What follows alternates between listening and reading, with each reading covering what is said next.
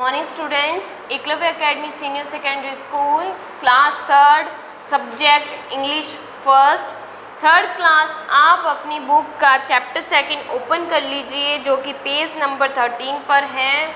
आज हम second chapter read करते हैं, देखते हैं सेकंड चैप्टर में क्या है। देखिए हमारे सेकंड चैप्टर का टॉपिक क्या है, द पेंटर्स डॉटर्स, चित्रकार की बेटियां।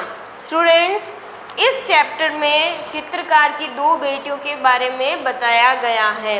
अब मैं आपको बताती हूँ इस चैप्टर की स्टोरी क्या है। इस चैप्टर के अंदर जो चित्रकार की दो बेटियां होती हैं उनमें एक बेटी बहुत ही सुंदर और एक बेटी बहुत ही बदसूरत, यानी कि दोनों एक दूसरे के अपोजिट हुई, है ना।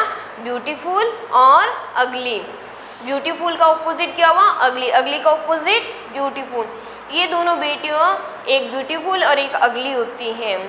तो जो ब्यूटीफुल डॉटर होती है, उस जो पेंटर होता है वो अपनी ब्यूटीफुल डॉटर की ही सारे दिन उसी पर ध्यान देता है और वो उसी की हर पेंटिंग बनाता रहता है। मतलब वो अपनी जो चित्रकारी करता है वो किसकी करता है, अपनी सुंदर बेटी की। अब उस टाइम की बात कर रहे हैं जिस टाइम मोबाइल फ़ोन नहीं होते थे, उस टाइम वो लोग चित्रकारी करवाते थे अपनी। तो ये तो खुद ही चित्रकार है, ये खुद ही पेंटर है, तो ये अपनी सबसे ज़्यादा पेंटिंग किसकी बनाता था, अपनी सुंदर बेटी की। लेकिन जो बदसूरत बेटी थी उसके ऊपर ना तो ध्यान देता था नहीं, और वो जो सुंदर बेटी है वो उसे अब सारे दिन वो उसी की सब उसी को अटेंशन देते हैं, तो जो वो बदसूरत बेटी थी उसको नीचा दिखाते थे, मतलब उसके ऊपर कोई ध्यान नहीं देते थे। इन सब में जो वो बदसूरत बेटी थी वो चुपचाप छिप कर अपने कमरे में रोती रहती थी। क्योंकि अब आप देख लीजिए, अगर आपके घर में आप भाई बहनों में से किसी एक से थोड़ा कम प्यार किया जाए और किसी एक से ज़्यादा, तो जिसके साथ हम कम प्यार कर रहे हैं वो तो छुप कर रोता है ना, उसे दुख होता है ना। उसी तरह से इस सुंदर बेटी के ऊपर ध्यान ज़्यादा दिया जाता था और बदसूरत बेटी पर कम। तो जो वो पेंटर है उसकी हर पेंटिंग्स में सबसे ज़्यादा पिक्चर्स किसकी होती थी, सुंदर बेटी की। एक दिन जब वो कमरे के अंदर रो रही थी तब उसकी माँ आकर देखती है कि हर पेंटिंग में सबसे ज़्यादा पिक्चर किसकी थी, सुंदर बेटी की। ऐसा देखकर उसे बहुत दुख होता है और वो अपनी बदसूरत बेटी के कमरे में जाती हैं।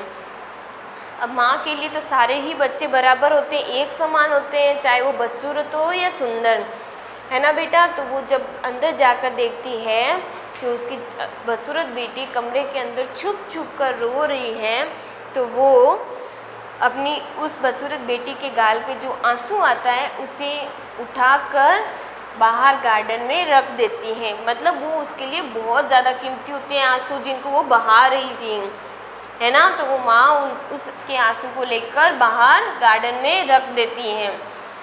वहाँ पे उसके वो बहुत ही सुंदर सुंदर छोटे छोटे कोमल कोमल फूलों की कलियाँ उग जाती हैं, यानी कि फूल बड़ा, छोटे छोटे फूल, यानी कि जैसे छोटे से फूल बेबी फ्लावर्स होते हैं, जो कलियाँ वो खिल जाती हैं। जब वो गार्डन में जाकर देखती है कि कितनी सुंदर कलियाँ खिली हुई, उसे बहुत अच्छा लगता है, बहुत ही अच्छा लगता है, और वो उनकी देखभाल करने लग जाती हैं। जब पेंटर आके गार्डन में आकर देखता है इतनी सुंदर फूलों की कलियाँ खिल रही हैं, तो वो अपनी सुंदर बेटी की ड्राइंग बनाना छोड़ देता है। नेक्स्ट पेज टर्न कर लीजिए, चैप्टर 14 पे देखिए ये चित्रकार फूलों की पेंटिंग बना रहा है और एक लड़की फूलों के पास खड़ी है, यानी कि देखभाल कर रही है ना। तो वो अपनी सुंदर बेटी की पेंटिंग्स बनाना छोड़ देता है और किसकी पेंटिंग बनाने में बिजी हो जाता है, उन सुंदर सुंदर फूलों की, जो फूलों की कलियां खिली हुई थी उनकी पेंटिंग बनाने में लग जाता है और वो बेटी उनकी देखभाल करने लग जाती है। जब ये सुंदर बेटी देखती है तो उसे बहुत ही गुस्सा और जलन होती है। क्यों होती है, क्योंकि उसकी पेंटिंग बनाना उसके पिता ने छोड़ दिया है और वो किसी और सुंदर चीज़ की पेंटिंग्स बना रहे हैं। इसी दौरान वो क्या करती है, जब रात को सो रहे होते हैं एक दिन, तो वो जाकर उन सभी फूलों को तोड़ देती है और है ना आग जलने वाली जगहों में आग लग रही होती है वहाँ पे जला देती हैं। अब देखिए ऐसा करने पर क्या उस बदसूरत लड़की को, बेटी को खुशी मिलेगी उसकी बदसूरत बहन को? नहीं। दूसरे दिन जब वो उठकर देखती है कि ना उसके फ्लावर, चैप्टर 15 पे देखिए, उसके फूल वहाँ पर नहीं है, वो मिसिंग है, यानी कि गायब हो चुके हैं। तो वो अंदर कमरे में आकर बहुत ज़्यादा रोने लग जाती है और इस बार उसकी रोने की आवाज़ बहुत ही अलग होती है। पहले छुप छुप कर धीरे धीरे से रोती थी, अब उसके रोने की आवाज़ इतनी तेज़ होती है कि उसकी बड़ी बहन, मतलब उसकी सुंदर बहन आ जाती है। उसको सुनाई पड़ता है कि आज मेरी बहन का दिल टूट गया है। अब उसी ने फूल तोड़े तो उसे तो पता ही होगा ना कि वो क्यों रो रही है।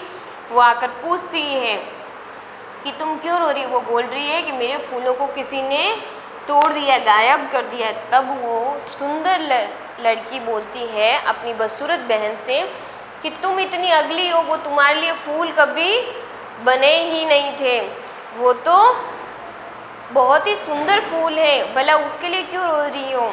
तब देखिए पता है आपको वो अगली बहन क्या बोलती है कि वो तो मैंने अपनी सुंदर बहन की शादी के ब्रूच के लिए, शादी में ब्रूच जो होता है एक गुलदस्ता होता है, आपको पता होगा, वो फूलों का लेकर खड़ी रहती है जो दुल्हन, उस ब्रूच के लिए मैंने वो उनकी देखभाल कर रही थी और संभाल के रखे थे ताकि तुम्हारी शादी हो तो मैं वो तुम्हें गिफ्ट करूं, और वो तुम जितनी सुंदर हो उतने ही वो फूल सुंदर हैं, तो उन फूलों की सही जगह तुम्हारे पास है।